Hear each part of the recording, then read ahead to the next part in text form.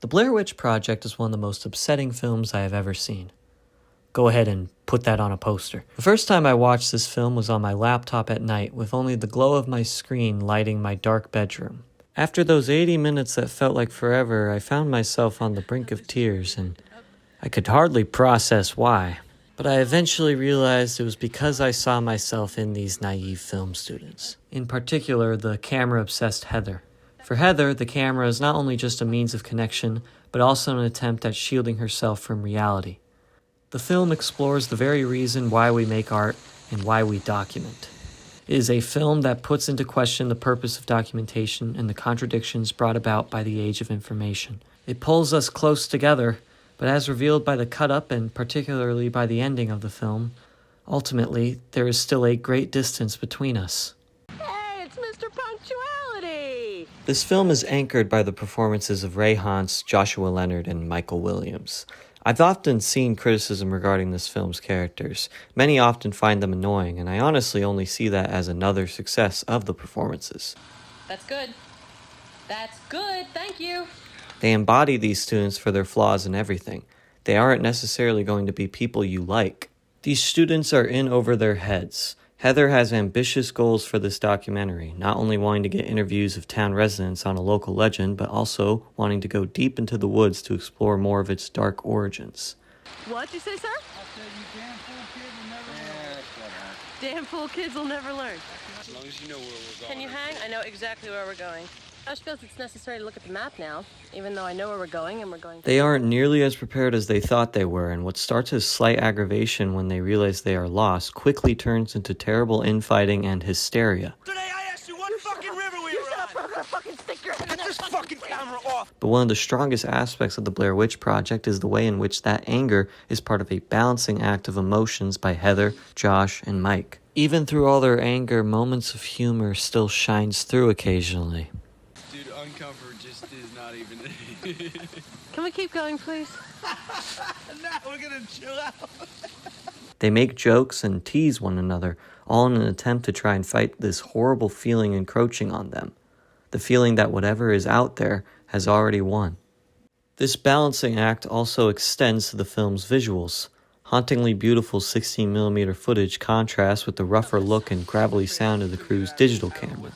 The digital camera is our main way of hearing the surrounding world, but its visuals obscure the forest backdrop. One also begins to wonder why these cameras are even still rolling. Nothing. I don't know why you have to have every conversation on video, man. Tape some Because we're making a documentary.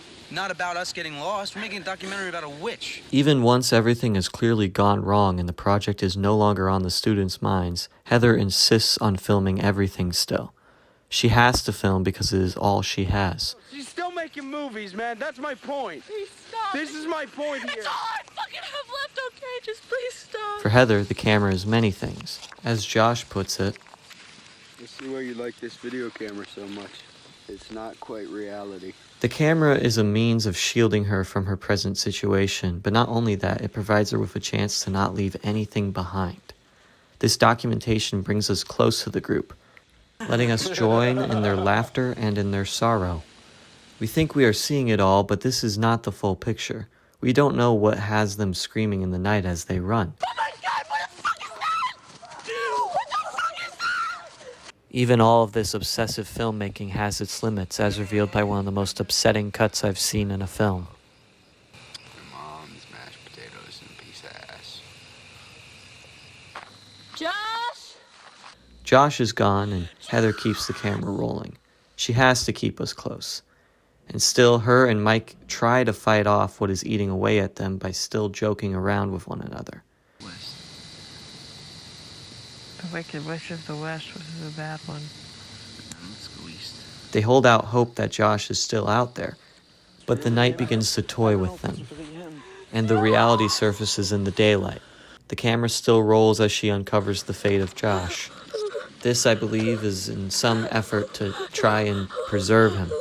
She pleads to Josh and Mike's mothers and to her own mother. Art and documentation bridges a gap for humanity both in time and in space.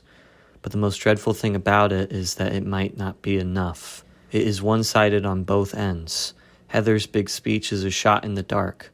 She calls out to the world, but she cannot see us, and she cannot know if she is heard, and we cannot respond to her.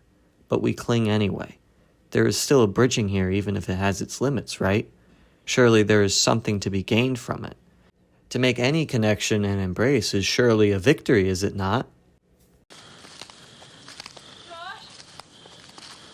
This bridge begins to fall apart as Heather and Mike enter the house. Within these ruins are handprints plastered all along the walls, presumably left by the victims of whatever terror this place has created. These handprints serve the same purpose as Heather's camera. They are an attempt to leave a mark, to survive this dire situation and reach out to the rest of the world. But there is so much that we will never know of these faceless prints.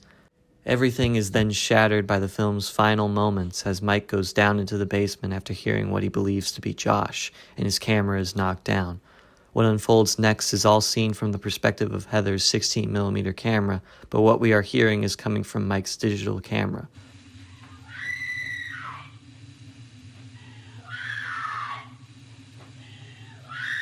This creates a dissonance and shatters any belief that we were ever close to this group.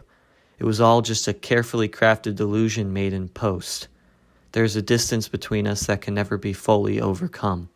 And so you have to wonder if there was a point to any of it. The handprints, the filming, all of it. Is there a point to reaching out? Is it all just a futile scream into the outer darkness?